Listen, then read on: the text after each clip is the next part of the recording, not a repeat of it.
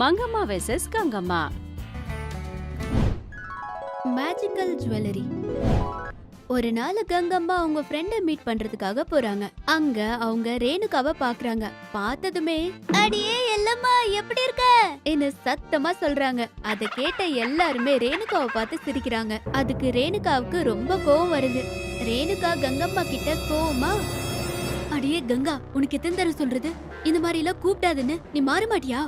அட இப்ப என்னாச்சு? உன் பேரை வச்சுதானே நான் கூப்பிட்டது, அது தப்பா?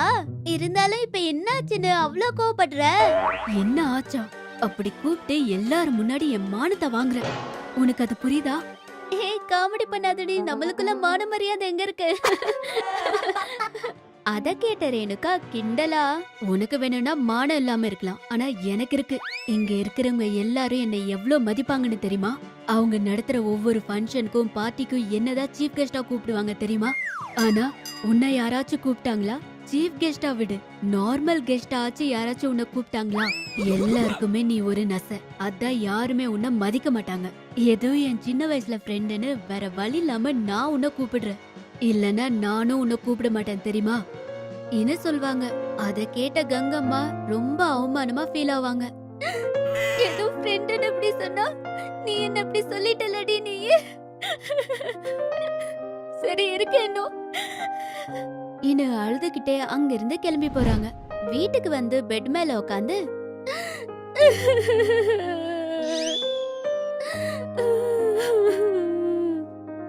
இன்னும் அழுகிறதுனால அத பார்த்த மங்கம்மா உடனே, என்னாச்சுடி, ஏன் அப்படி அழுதுட்டு இருக்க?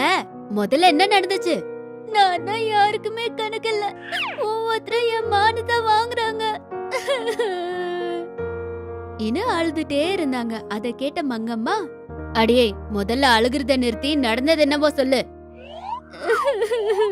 அதுக்கு கங்கம்மா நடந்தது எல்லாத்துமே மங்கம்மாவுக்கு சொல்றாங்க. அத கேட்ட மங்கம்மா, அடியே இதுக்கு எதுக்கடி அழுகுற? அவ சொன்னதும் உண்மைதானே? நான் அழுதுட்டு இருந்தா உங்களுக்கு சிரிப்பா இருக்குல்ல அத்தை? அவ்வளவுதானே அத்தை, அவ்வளவுதான்.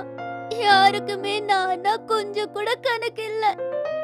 முதல்ல வீட்ல மதிச்சாதானே அத்தை வெளியில மதிப்பாங்க. என் வீட்ல எனக்கே மதிப்பு இல்ல. இது அழுதுகிட்டே சொல்றாங்க. அத கேட்ட மங்கம்மா, அட நிறுத்தல, எப்படி பார்த்தாலும் மரியாதைங்கிறது அழுதா வர்றது கிடையாது, அத சம்பாதிக்கணும். காந்தி தாத்தா எப்பவுமே எனக்கு மரியாதை கொடுங்கன்னு கேட்டதில்ல, ஆனா அவரு செஞ்ச நல்ல வேலைக்கு மக்களே புகழ்ந்து அவருக்கு மரியாதை கொடுத்தாங்க. நீயும் அப்படியே 4 பேர்கிட்ட நல்ல பேர் வாங்கு, அவங்களே உனக்கு மரியாதை கொடுப்பாங்க என்ன சொல்றாங்க. அதுக்கு கங்கம்மா, நானும் நல்ல நல்ல வேலையெல்லாம் செஞ்சேன், ஆனா யாருமே என்ன மதிக்க மாட்டாங்க. என்னது, நீ நல்ல வேலை செஞ்சியா? எப்பமா? எப்ப பாரு மக்களை எப்படி ஏமாத்தணும், எப்படி சம்பாதிக்கணும், இதானே உன் யோசனைய? சரிங்க அத்தை, இனிமே நானும் எல்லார்கிட்டும் நல்லா இருந்து நல்லா உதவுறேன், சரிங்களா? அப்பாடி, இப்போதைக்கு உனக்கு நல்ல புத்தி வந்திருக்கு, சந்தோஷம்.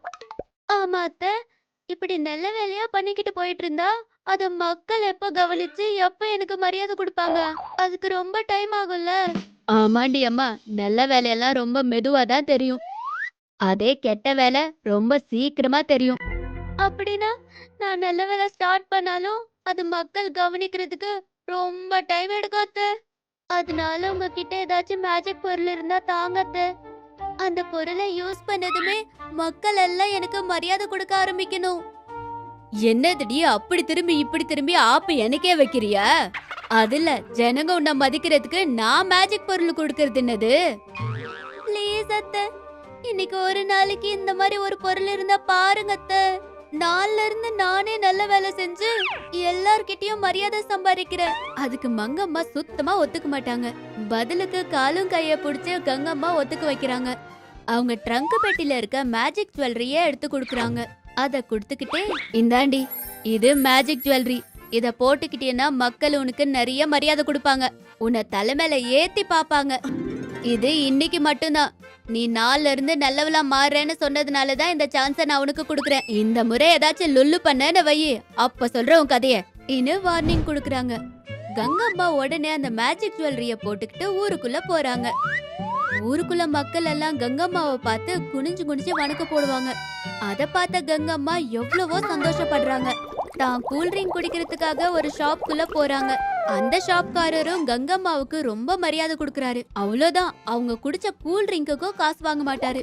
அத பார்த்த கங்கம்மா மனசுக்குள்ள, ஆத்தாடி, மக்களுக்கு நான் தான் எவ்வளவு ரெஸ்பெக்ட். எல்லாம் இந்த மேஜிக் ஜுவல்லரி மகிமை. ஆமா, எங்க அத்தை இவங்க என்ன தலைமையில ஏத்திட்டு பாப்பாங்கன்னு சொன்னாங்க. ஒரு முறை டெஸ்ட் பண்ணி பாப்போம் என்ன நினைச்சு. அம்மா, ஐயோ, என் காலு பிடிச்சிருச்சு, ரொம்ப வலிக்குது, ஐயோ இன்னும் சொன்னாங்க. அத கேட்ட மக்கள் அவங்கள சேர்ல உட்கார வச்சு எடுத்துட்டு போவாங்க. அதுல கங்கம்மா மனசுக்குள்ள,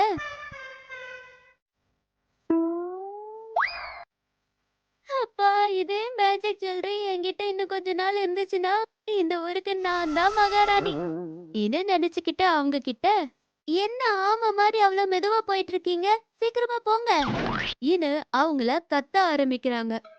இது எல்லாமே மங்கம்மாவுக்கு தெரிய வருது. உடனே, என்னடி நீ, மக்கள் மதிக்கிறதுக்காக நான் அதை உனக்கு கொடுத்தா அவங்க மேலேயே ஏறி சவாரி பண்றியா? போக அவங்க மேல மகாராணி மாதிரி கத்திட்டு இருக்க. இரு, உன் கதைய சொல்றேன் என்ன நினைச்சுக்கிட்டு தான் பவரால கங்கம்மா போட்டிருக்க மேஜிக் ஜுவல்லரிய மாயம் பண்றாங்க. அந்த மேஜிக் ஜுவல்லரி இல்லாததுனால உடனே மக்கள் நிக்கிறாங்க. கங்கம்மாவை கீழே போட்டுறாங்க. அவங்கள அடிமையா மாத்தி ஊரு பூரா சுத்த வச்சதுக்காக அவங்கள அடிக்கிறதுக்காக அவங்க பின்னாடி வராங்க. உடனே கங்கம்மா பயத்துல வீட்டுக்கு போறாங்க. அப்போ மங்கம்மா கங்கம்மாவை திட்டி வெளியில இருக்கிற எல்லார்கிட்ட மன்னிப்பு கேட்க வைக்கிறாங்க. அப்படி கங்கம்மா தான் பண்ண தவற தெரிஞ்சுக்கிறாங்க. உடனே ரேணுகா கிட்ட போய் மன்னிப்பும் கேக்குறாங்க. அத கேட்ட ரேணுகாவும் மன்னிப்பு கேக்குறாங்க. அப்படி அவங்க மறுபடியும் ஃப்ரெண்ட்ஸா இருக்காங்க. அதான் பெரியவங்க